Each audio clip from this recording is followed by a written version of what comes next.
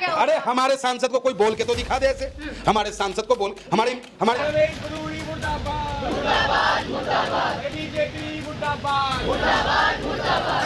प्रधानमंत्री जब मणिपुर पे नहीं बोल पा रहे हैं हाँ। तो इस पे क्या बोलेंगे? वो तो उनकी मंशा ही थी। अगर यही शब्द कोई और सांसद इस्तेमाल कर लिया होता तो बिरला साहब का कलम न्याय के लिए तरातर चलता। सस्पेंड कर दिया, निलंबित कर दिया।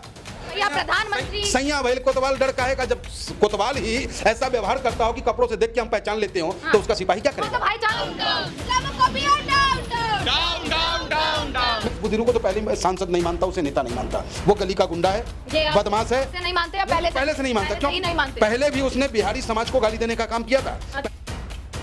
नमस्कार, मैं दामिनी शर्मा, सजग भारत में एक बार फिर से आप सभी का स्वागत करते हैं। देखिए, रमेश भदौड़ी ने कुछ ऐसे शब्द संसद में कहे जिसके बाद लगातार बवाल मचा हुआ है। और ये शब्द कहे गए बीएसपी के सांसद कुंवर दानिश अली जी को, और उनसे हमने मुलाकात भी कल करी थी और उन्होंने अपना एक बड़ा बयान भी दिया है कि ये शब्द केवल उन पर नहीं कहे गए हैं, पूरी देश की जनता को उन्होंने ये चीज कही है कि देश की जनता अब जाग जाए। अब लगातार इस मुद्दे पर हम जो है वो बातचीत कर रहे हैं, चाहे वो आम जनता से बातचीत कर रहे हो या वो तमाम ऐसे लोगों से बातचीत कर रहे हो, मुसलमान समुदाय से हम लोग बातचीत कर रहे हैं कि वो आखिरकार इस चीज पर क्या सोचते हैं। और इसी के बीच आज मनमोहन गामा से हम इस मुद्दे पर बातचीत करेंगे कि देखिए, आप लोग सोच रहे थे कि हाँ कोई बड़ी सजा होगी ये शब्द बोलने के बाद, क्योंकि ये शब्द ऐसे हैं जो शायद राह चलते भी कोई किसी को नहीं बोलता होगा सड़कों पर ये शब्द बोले गए हैं संसद में, जो कि बहुत बड़ी बात है। अब आपने सोचा कि हाँ चलिए कोई सजा होगी, कोई बड़ा एक्शन लिया जाएगा। कोई एक्शन नहीं है, एक चेतावनी के रूप में उन्हें दे दी गई है, हाँ भाई आगे से आप ध्यान रखिएगा। तो संतुष्ट हैं? हाँ, संतुष्ट होंगे आप फिर इस चीज से? देखिए, संतुष्ट मैं समझता हूँ कि इस बयान से जिसके दिल में हिंदुस्तान बसता है, जिसको ये लगता है कि मेरा हिंदुस्तान सर्वधर्म को मानने वाला है, जिसको ये लगता है कि मेरा हिंदुस्तान अकेला नहीं है, मेरा हिंदुस्तान हिंदू मुस्लिम सिख ईसाई से बना हुआ हिंदुस्तान है। और जो ये बयान दिया गया, ये बयान कोई गली के गुंडों ने नहीं दिया है, ये बयान गली के किसी व्यक्ति को गली के किसी गुंडे ने नहीं दिया है। हिंदुस्तान का दिल, हिंदुस्तान की निर्माण और नीति निर्धारण की जाती है उस लोकसभा में, और नए लोकसभा की आगाज होता है, उसका उद्घाटन होता है, और उस उद्घाटन नए लोकसभा के अंदर में एक सांसद दूसरे सांसद को उससे जाति संबंधित कह करके ए मुल्ला, ए कठमुल्ला, गुंडा, उग्रवादी, आतंकवादी जैसे शब्दों से नवाजा जाता है।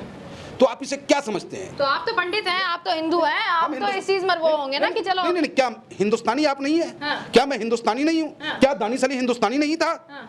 आखिर ये शब्द बोलने की उसे हिम्मत कहाँ से आई? आप वहां क्यों नहीं जाते हो? तो जुबान कई बार होता है कि चलिए आक्रोश में चीजें निकल जाती हैं। आक्रोश में गुस्से में तो आपके चार गालियां निकल जाएंगी, तो गुस्से में बोला तो क्या हुआ? माफी भी तो मांगी ना। अगर मैं अभी गाली बक दूं आपके चैनल पे, मिनट से पहले पुलिस आएगी और गिरफ्तार करके जेल भेजने का काम करेगी। लेकिन जिस शब्दों का इस्तेमाल उसने किया है, रमेश भदौड़ी को तो पहले सांसद नहीं मानता, उसे नेता नहीं मानता। वो गली का गुंडा है, बदमाश है। नहीं मानते या पहले से नहीं मानता? क्यों नहीं मानते? पहले भी उसने बिहारी समाज को गाली देने का काम किया था, पहले भी उसने बिहारी को धमकाने की बात की थी। तो इसका एक स्ट्रेटजी है ये। और ये भारतीय जनता पार्टी के जो मुखिया है, मुखिया कौन है? प्राइम मिनिस्टर है। और प्राइम मिनिस्टर चुनावी सभा में जब वो बोलते हैं कि मैं कपड़ों को देख के पहचान लेता हूं, तो अब उनकी बातों को सार्थक करने के लिए कि मैं आपका कट्टर समर्थक हूं, आपके लिए मैं लड़ सकता हूं, आपके लिए मैं लोकसभा में गाली दे सकता हूं, आपके लिए लोकसभा में मैं उसे धमका भी सकता हूं। मानसिकता नजर आ रही है यानी आप? भारतीय जनता पार्टी की मानसिकता है। और ये सिर्फ दानिश अली को गाली नहीं मिला है, या सिर्फ मुस्लिम समाज को गाली नहीं है, ये पूरे हिंदुस्तानियों के लिए गाली है कि ऐसे गंदे लोगों के लिए लोकसभा में कोई जगह नहीं है। पर ऐसा तो है नहीं कि देखिए आपकी बात मानी जाएगी। आप कह रहे हैं, आप ये चाहते हैं कि प्रधानमंत्री इस चीज पर कुछ बोले, ये चाहते हैं? प्रधानमंत्री जब मणिपुर पे नहीं बोल पा रहे हैं तो इस पे क्या बोलेंगे? वो तो उनकी मंशा ही थी। अगर यही शब्द कोई और सांसद इस्तेमाल कर लिया होता तो बिरला साहब का कलम न्याय के लिए तरातर चलता। सस्पेंड कर दिया, निलंबित कर दिया। और आज इतना बड़ा उसने अभद्र भाषा का इस्तेमाल किया, उसके बावजूद बिरला साहब उसके बिल्कुल को भी आप उन्हीं से जोड़ रहे हैं। बिल्कुल जोड़ रहे हैं हम। अगर बिरला साहब में कलम चलाने की ये ताकत है कि विपक्षियों को निलंबित आप कर दें, तो उसी तरीके से जिस तरीके का इन्होंने अपराध किया है रमेश भदौड़ी ने, उस तत्काल सस्पेंड कर देना चाहिए, इनको निलंबित कर देना चाहिए। ऐसे लोगों का संसदों में कोई जगह नहीं है। और उसे प्रेम पत्र आप जारी कर रहे हो कि भदौड़ी जी आपसे गलती हो गई है, दोबारा ना हो, ऐसा आप जवाब दे दीजिए। तो अरे भैया जवाब दे देगा, कहानी खत्म हो गया। और अब दूसरा ट्रेंड चल गया इनका, और इससे पहले भी चला था ट्रेंड इनका। जब आपको याद होगा कि राहुल गांधी ने कुछ कहा था तो नीच का के पिछड़ों के ऊपर पिछड़ों का पूरा ड्रामा किया इन्होंने। वो तो मोदी जी के ऊपर कहा था। देखिए गलत बोलेंगे तो ठीक है। कमाल करते हैं, यानी कि मोदी जी भी हिंदुस्तानी है या अलग से कोई है, और वो भी सांसद से ही प्राइम मिनिस्टर बने हैं ना, कोई भी सांसद प्राइम मिनिस्टर हो सकता है। तो आप एक सांसद को इस तरीके का भाषा का इस्तेमाल कर रहे हैं और आप उनको जो है एकदम प्रेम पत्र जारी करने। अब क्या उम्मीद लगाएंगे, अब क्या हो सकता है ये बताइए। जनता देगा उनको, जनता इसका जवाब देगा 2024 में। तो यहाँ पर भी वोट की चोट होगी, है ना। बगैर लोकतंत्र है तो वोट की चोट चलेगी। लोकतंत्र को बचाने की जिम्मेदारी जनता के हाथों में है। अब लोकतंत्र बचाना है या नए संसद भवन में फिर उसे बिठा करके लोकतंत्र का हरण करना है। जब आज इतने भी नए कारण कि G20 समिट आप करते हो, आप कहते हो कि हमारे देश में सभी लोगों का बराबर का सम्मान है, हमारी सोच है सबका साथ सबका विकास सबका सम्मान, और ये कितना बड़ा सम्मान हो रहा है कि बहन बेटी की आबरू लूटी जाती है प्राइम मिनिस्टर के मुंह से। दानिश अली बोलते वहां पर कुछ संसद में जितना वो बाहर बोल रहे हैं, चलो बाहर। दानिश अली जी से भी कहना चाहूंगा कि आपको जनता ने रोने के लिए नहीं भेजा है, आपको करारा जवाब देना था उसे, लेकिन आप पार्टी की मायावती नहीं दे रही है जवाब, आप क्या उम्मीद करेंगे। जनता हमें चुनती है ना। हमारे नेता को भी उसने कभी कुछ कहने का प्रयास किया था, क्या कहा मेरा नेता, बैठ जा, और उसे बैठना पड़ा। तो नेता हो वो जो बेबाक हो, नेता वो हो जो सच और हक की बात आंखों में आंखें डालकर कर सके। भूषण शरण सिंह ने कहा है बीएसपी सांसद दानिश अली को कि भैया पहले अपनी गिराबान में झांक लो आप, उसके बाद कुछ करना। देखिए कौन क्या कहता वो मैंने, भूषण शरण सिंह ने कहा है, जबकि उसका अपना दामन कितना साफ है देख ही रहे हो आप। पहलवान बेटी हमारी चिल्लाती रही, रेंगती रही, उसको कोई सुनने वाला नहीं मिला, और आज दिल्ली पुलिस कहती है कि ये सबूत से छेड़छाड़ करने का काम कर रहे हैं, इसमें दोषी भी हैं ये। तो ये अपना देखे ना, ये दूसरे को क्या समझा रहे हैं। तो मैं यही कहूंगा दानिश अली साहब से कि दानिश अली साहब आप न्याय की उम्मीद न करें इस सरकार से, जनता के विश्वास पे आप खड़ा उतरे और तत्काल इस्तीफा दे दे, कुर्सी का लालच न रखें। दे देना था इस्तीफा 4 दिन तक, उसी दिन पहले किसका इंतजार कर रहे हैं, उसी दिन दे देना था। अब किसका इंतजार कर रहे हैं। अब खुद के अंदर वो है ना कि कुर्सी का थोड़ा बहुत लालच तो खुद के अंदर भी है ना। बिल्कुल बिल्कुल है, बिल्कुल लालच है, तभी तो वो टिके पड़े हैं। नहीं तो अब तक तो उनको इस्तीफा देना, जिस देश के सम्मान में उनको अपना सांसद पद से त्याग पत्र दे देना था, देश के सम्मान में। ये मुसलमानों की बात नहीं है, ये देश की बात है। जो कमजोर नजर आएगा उसे आप दबा लोगे, जो अकेला नजर आएगा उसे आप दबा लोगे।